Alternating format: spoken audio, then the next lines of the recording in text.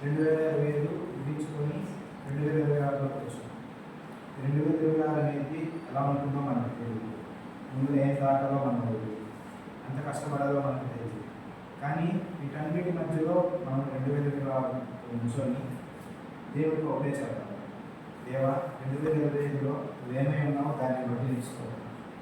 2026లో నువ్వు నాకు ఏమై ఉండబోతున్నావో, నువ్వు ఏ రీతిగా నన్ను ఆశీర్వదించబోతున్నావో, ఎన్ని కష్టాలు వచ్చినావు వాటిల్లో నన్ను ఎలాగ బలవంతునిగా చేసి, మంత్రాలుగా చేసి నన్ను ఎలా దట్టించబోతున్నావో, నీ కార్యం ఆటలు ఎలా చెల్లించబోతున్నావో దాన్ని బట్టి నీకు వందనాలు చెల్లిస్తున్నానని చెప్పాలి. ఇక్కడ మనం చూసినట్లయితే చదివిన 2 భాగాల్లో ఇలాగ వాక్యంలో 3వ అధ్యాయం 23వ వచనంలో చూసినట్లయితే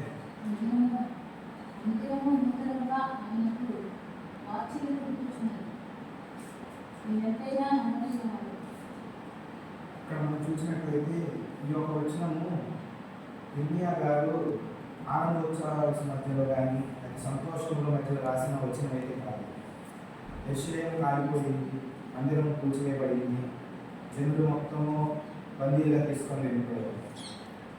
ఇప్పుడు చూసినట్లయితే వీటన్నిటిని చూస్తూ ఇర్మియా ఏం చెప్తున్నాడంటే, దేవా నేను ఎంతైనా నమ్మదగిన దేవుడు అని చెప్పి. ఎంత కష్టం ఉంటుంది ఒక మనిషి తన జనులు కొంతమంది ఏమో తీసుకొని వెళ్ళిపోయి చెరసాలలో పడివేసినప్పుడు తన ఉన్న ప్రదేశము, తన దేశము నాశనం అయిపోయింది, తన దేవుడిగా ఆరాధించే దేవాలయం అది కూల్చివేయబడింది. వీటన్నిటి మధ్యలో ఒక మనిషి వెళ్ళి దేవాన్ని ఎంతైనా నమ్మదగిన దేవుడు అని చెప్పడం చాలా కష్టమైంది. ఆ పరిస్థితుల్లో అక్కడ కూర్చొని రాసింది, బూడిదల్లో పగిలిపోయిన గోడల మధ్య ఎవరు లేని ఎడారి దేశంగా ఉన్నప్పుడు ఆ ప్రదేశంలో రాసిందే ఈ యొక్క మాట, దేవా ఎంతైనా ఇది నమ్మదగిన దేవుడు. ఇక్కడ ఉంటే మనం ఒక మాట చూడవచ్చు. 23వ వచనంలో అనుదినము నూతనము ఆయన వాత్సల్యత కూర్చున్నాడు. ఇక్కడ మనం చూసినట్లయితే దేవుడు మన ఎలా ఆయన వాత్సల్యత ఎలా పుట్టిస్తున్నాడంటే అనుదినము నూతనంగా పుట్టిస్తున్నాడు. దేవుడు చెప్పట్లేదు సంవత్సరానికి వచ్చి ఒకసారి నీకు పుట్టినరోజు వచ్చేలాగా నీకు వాత్సల్యత నేను ఇస్తున్నానని, లేకపోతే నువ్వు నీ పాపాలు చేసావు కదా, ఈ పాపాలు బట్టి నీకు ఛాన్స్ అయిపోయింది, నీకు ఛాన్స్ లేదని చెప్పట్లేదు. దేవుడు మన ఎడలా ఆయనకున్న వాత్సల్యత అనుదినము నూతనంగా ఉంటుంది. నూతనంగా ఉంటుందనే దానికి మనం ఎలాగ లోబడి ఉంటున్నాం అనేది మనల్ని మనం స్వపరీక్ష చేసుకోవాలి. ఇక్కడ మనం చూసినట్లయితే మనకు కొన్ని కష్టాలు వస్తే, కొన్ని నష్టాలు వస్తే దేవుడు నాకు కష్టం చేసాడు, దేవుడు నా మాట వినట్లేదు, దేవుడు నా ప్రార్థన ఆలోచించట్లేదు, వీటన్నిటిని చెప్పి దేవుడికి ప్రార్థనకి మనం దూరంగా ఉంటాం. దేవుడు ప్రతి మాట మనం చేసే ప్రతి పాట, మనం పాడే ప్రతి పాట ఆలోచించలేదు. ఇక్కడ ఇర్మియా చెప్తున్నాడు కదా, ప్రతిదినము ఆయన ఒక వాత్సల్యత నూతనంగా ఉంటుందని చెప్తున్నాడు. అలాగే చూసినట్లయితే తను ఎంత కష్టంలో ఉన్నాడో, తను ఎంత నష్టంలో ఉన్నాడు, కానీ ఇర్మియా కూడా నమ్మకం ఒకటే, ఎంతైనా దేవుడు నమ్మదగినది. మన కష్టాల్లో మనకు ఎన్నో వస్తాయి. మనకు 2025లో కొన్ని దేవుడి దగ్గర కొన్ని ఆనందమైనవి ఉన్నాయి, కొన్ని బాధకరమైనవి, ఇంకా దేవుడు మన ప్రార్థనకి ఆన్సర్ చేయాల్సినవి ఉన్నాయి. 2026లో మనం దేవుడికి ఏమైనా ఉండదు, అది మనం ఒకసారి ఆలోచించుకోవాలి. ఇప్పుడు మనం వాగ్దానం తీసుకుని దేవా ఈ వాగ్దానం ఎలా నెరవేర్చు అని చెప్తాం, కానీ వాగ్దానం తీసుకునే ముందు మనం దేవుడికి ఒక వడబడిక తీసుకోవాలి. దేవా నువ్వు నాకు ఇవ్వబోతున్న వాగ్దానాన్ని బట్టి నీకు వందనాలు చెల్లించి, నీకు నేనేమైనా ఉండబోతున్నాను, నీకు నేను ఏ విధంగా ఎంత నమ్మకంగా ఉండాలి అని వడబడిక మనం చేసుకున్నామని చెప్పాలి. తీసుకున్న వాగ్దానం మన జీవితంలో నెరవేరాలంటే మన వడబడిక దేవుని దగ్గర ఎలా ఉన్నాయో మనం చూసుకోవాలి. ఇంకా చూసినట్లయితే దేవుని యొక్క వాత్సల్యత సంవత్సరానికి వచ్చి ఒకసారి తీసుకోవట్లేదు, లేకపోతే మన పుట్టినరోజు వచ్చినట్లు ఈ సంవత్సరం వచ్చి నెక్స్ట్ ఇయర్ మళ్ళీ వస్తుంది అన్నట్లు లేదు. దేవుడు మన పాపాలను క్షమిస్తున్నాడు కాబట్టి ఆయన యొక్క వాత్సల్యత దినదినము మన ఎలా నూతనంగా ఉంటుంది. అది మనం గమనించుకొని మనము దేవుని యొక్క భయభక్తులు కలిగి ఉంటాం. మరి ముఖ్యంగా మనం ఇప్పుడు ఏ స్థితిలో ఉన్నామంటే, మనం చదివిన యెహోషువ గ్రంథము 4వ అధ్యాయంలో మనం ఇప్పుడు ఏ స్థితిలో ఉన్నామనేది యెహోషువ గ్రంథం 4వ అధ్యాయం 19 నుంచి 24 వచ్చిన మధ్యలో ఉన్న స్థితిలో మనము ఈ యొక్క స్థితి చూసినట్లయితే, ఎప్పుడైతే ఐగుప్తు చెర ముగించుకొని ఇశ్రాయేలు ప్రజలు వాగ్దానం దేశం వెళుతూ ఉంటారు, ఐగుప్తు చెర ముగించుకొని ఇశ్రాయేలు వాగ్దానం దేశం వెళుతున్నప్పుడు ఇది ఒక కొత్త తరం. 40 సంవత్సరాలు ఒక ఈ యొక్క జర్నీలో ఒక తరం ముగిసిపోయింది. ఒక ఇద్దరు తప్ప ఇంకెవ్వరు లేదు ఒక వాగ్దానం భూమిలోకి వెళ్ళారు. ఇక్కడ మనం చూసినట్లయితే ఎట్లా ఉంటుందంటే కష్టపడిన వాళ్ళు ఒకరైతే దాన్ని అనుభవించే వాళ్ళు ఇట్లా ఉంటుంది. ఇక్కడ మనం చూసినట్లయితే కొత్త తరం వస్తుంది. 40 సంవత్సరాలు పూర్తి చేసుకుని ఒక కొత్త తరము ఐగుప్తులో జన్మించుకొని వాగ్దానం దేశం వెళ్ళగలుగుతున్నప్పుడు అప్పుడు యెహోషువ వాళ్ళకి చెప్తారు ఇశ్రాయేలు ఏమని గిల్గాలు ప్రదేశంలో ఉన్నప్పుడు యోర్దాను దాటి ఐగుప్తు జన్మించుకొని వాగ్దానం దేశంలోకి వెళ్తున్నప్పుడు ఈ యొక్క ఇది జరుగుతుంది. ఇప్పుడు మనం చూసినట్లయితే మన పరిస్థితి కూడా కరెక్ట్గా ఈ గిల్గాలు పరిస్థితిలో ఉన్నాం. మనం ఈ గిల్గాల పరిస్థితి అని నేను ఎందుకు అన్నానంటే ఈ గిల్గాల పరిస్థితి అనేది ఇప్పుడు మనం చూసినట్లయితే ఇక్కడ ఆరిన నేల నుండి ఆ రాళ్ళు తీసుకొని వచ్చి 12 రాళ్ళు ఒక కుప్పగా పేరుస్తారు. ఇక్కడ మనం చూసినట్లయితే అక్కడ రాళ్ళు దొరకవంటే రాళ్ళు దొరకమంటారు. కానీ యోర్దాను నదిలో ఆరిపోయిన నేలను బట్టి అక్కడి నుంచి తీసుకొచ్చిన రాళ్ళను ఇక్కడ పేరుస్తారు. ఆ ట్రైన్కి వచ్చి వాళ్ళు ఒక్కొక్క రాయిని పేర్చి ఇదిగో వాళ్ళు ఏమంటారంటే రాబో సంతతి వారికి ఇది ఒక సూచిక వేళ మా దేవుడు ఇక్కడ యోర్దాను నది మాత్రమే మా కోసం ఆపలేదు, కానీ ఐగుప్తు జల నుంచి దాటుకున్న తెల్ల సముద్రం మా కోసం చీల్చి అక్కడ ఆరిన నేలపై మమ్మల్ని నడిపించారు. ఆ తరం ఒక దేవుడిని చూశారు. ఈ తరం వారు మేము ఈ 12 రాళ్ళు దేనికి గుర్తుని మిగతా చిన్నపిల్లలు వస్తున్నప్పుడు వాళ్ళకి ఇది సూచిక క్రియగా ఉంటుంది. మనం చూసినట్లయితే చిన్నపిల్లలు అడుగుతూ ఉంటారు ఇది ఎందుకు ఇక్కడ ఉంది, దీని అర్థం ఏంటి, ఇదేంటి అని వాళ్ళకు కుతూహలం ఉంటుంది ప్రతిదానికి. అట్లాగే మన తరం వారు రాబోతున్నారని చెప్పడానికి ఆ యొక్క 12 రాళ్ళు తీసుకొచ్చి గొప్పగా పెడతారు. ఇప్పుడు మనం ఇక్కడ చూసుకోవాల్సింది ఏంటి, మనం గిల్గాల స్థితి ఏమిటంటే 2025 అనేది ఐగుప్తు చెర ముగించుకొని గిల్గాల స్థితిలో ఉన్నప్పుడు ఇప్పుడు మనం ఈ 2025లో మనం ఎన్నో దేవుడి ముందు మంచి కార్యాలు పొందుతాం. అట్లాగే మన కార్యాలు దేవుడు మనకి చేసిన అన్నింటినీ ఒక్కొక్కటిగా పేరిస్తే మనం ఒక్కొక్కటే కట్టం వేస్తాం. దేవుడు మన ఎడల అన్ని కార్యాలు చేశారు.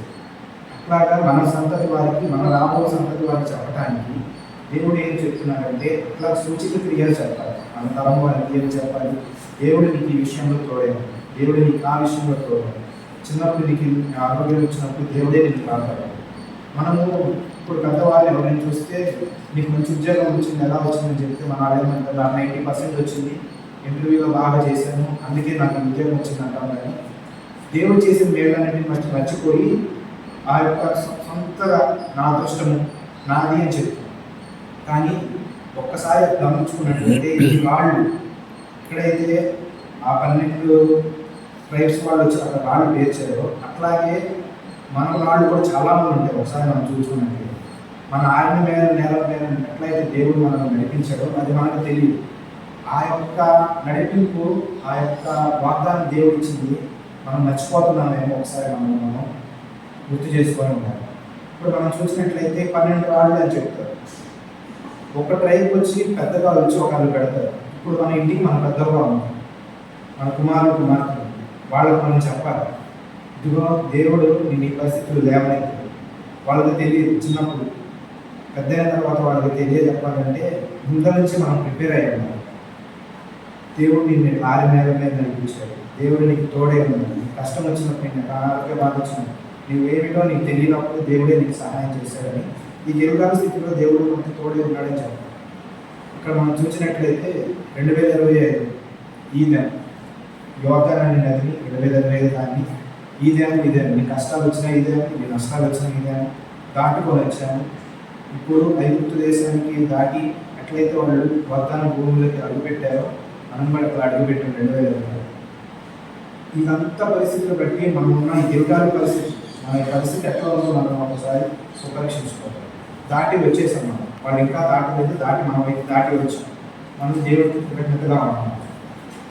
మన ఎడల దేవుడు కార్యం జరిగిస్తున్నప్పుడు మనం దేవుడికి ఏం ఒడంబడిక తీసుకున్నాం. మనం తీసుకున్న వాగ్దాన కార్డులు ఉన్నాయి కదా, ఆ వాగ్దాన కార్డులు అనేది ఎప్పుడో స్టార్ట్ అయినాయి కదా. దాని యొక్క హిస్టరీ మనం చూసుకున్నట్లయితే 18వ శతాబ్దంలో వీసీ ఆ యొక్క మెథడిస్ట్ చర్చ్ స్థాపకుడు ఈ యొక్క వాగ్దాన కార్డు అనే దాన్ని స్థాపించారు. కొత్తలో ఇది ఎట్లా ఉండేది కాదు. ఇది ఎట్లా ఉండేదంటే మా యొక్క మనం జరుపుకునే వాచ్ నైట్ సర్వీస్ ఉంటుంది. కదా, ఆ వాచ్ నైట్ సర్వీస్ లాగే వాళ్ళు ఒక సంవత్సరాంతం వచ్చి దేవుడి ముందు వాళ్ళ యొక్క కృతజ్ఞతలు చెప్పుకుంటారు. వాళ్ళు చేసిన పాపాలన్నింటిని బట్టి వాళ్ళ పాపాలను చెప్పుకుంటారు. తర్వాత వాక్యం చదువుకుంటారు. ముఖ్యంగా ఒక ప్రార్థన, వాళ్ళ ఉడంబడికి లాంటి ప్రార్థన చెప్పుకున్న తర్వాత వాళ్ళు ఏం చేసేవాడు అంటే ఒక చిన్న కార్డు తీసుకొని, దేవా ఈ సంవత్సరంతో కాపాడేవాడు కాబట్టి రాబో సంవత్సరంలో నేను ఈ విధంగా నీకు ఉడంబడిక చేయబోతున్నాను ఒక కార్డు తీసుకొని రాసి వాళ్ళ బైబిల్లో పెట్టుకునేవాడు. ఫస్ట్గా ఇలా జరిగింది. తర్వాత ఏమైందంటే కొన్ని సంవత్సరాల తర్వాత ఆ కార్డు తీసుకొని పాస్టర్ గారికి ఇచ్చి పాస్టర్ గారి ద్వారా ప్రార్థన చేయించుకొని మరలా ఏమైందంటే దాన్ని బలిపీఠం మీద పెట్టి ప్రార్థన చేయించుకొని కొన్ని రోజులు చర్చిలో ఉంచి వాళ్ళ దగ్గర పెట్టుకున్నాడు. మనం చూసినట్లయితే మనుషుల యొక్క ప్రమాణము స్వల్పమైనది. మనుషుల ప్రమాణం అనేది నిలబడలేదు. మనుషుల యొక్క మాట అనేది గాలిలో రాసే మాట. అందుకని మనుషులు తాము దేవుడు చెప్పిన మాటలు నెరవేర్చుకోలేక వాళ్ళ పాపం మళ్ళీ పాపంలోకి వెళ్తూ దేవుడు చేసిన ప్రమాణం మర్చిపోయి మళ్ళీ అన్ని తిరిగి ఆ స్థితిలో వెళ్ళిపోతున్నారు. ఇట్లా కాదని చర్చి పెద్దలందరూ మాట్లాడుకొని ఒక నిర్ణయానికి వచ్చారు. దేవుడి వాక్యంలో నుండి కొన్ని మంచి వాక్యాలు తీసుకుని వాగ్దానం ఇచ్చి దేవుడి ప్రమాణాన్ని వాళ్ళ జీవితంలో నెరవేర్చుకోవడానికి ఈ యొక్క ప్రామిస్ ఆశిస్తున్నారు. ఇక్కడ ఒక్కసారి మనం గమనించుకున్నట్లయితే మనం కూడా ఆ 18వ శతాబ్దంలో ప్రజల్లాగా దేవుడికి మనం ఒక మాట ఇవ్వలేకపోతున్నాము, ఇచ్చి ఆ మాట మీద నిలబడలేకపోతున్నాం. వాళ్ళలాగే మనం కూడా నశించిపోతున్నాం. మనం ఇచ్చిన దేవుడికి ఇచ్చిన మాట, దేవా నువ్వు నాకు ఇది చేస్తావు కాబట్టి నేను ఇది చేస్తాను, నువ్వు ఇది చేస్తున్నావు కాబట్టి ఇది చేస్తాను అని చెప్తున్నాం. కానీ ఆ మాట మీద మనం నిలబడుతున్నాం.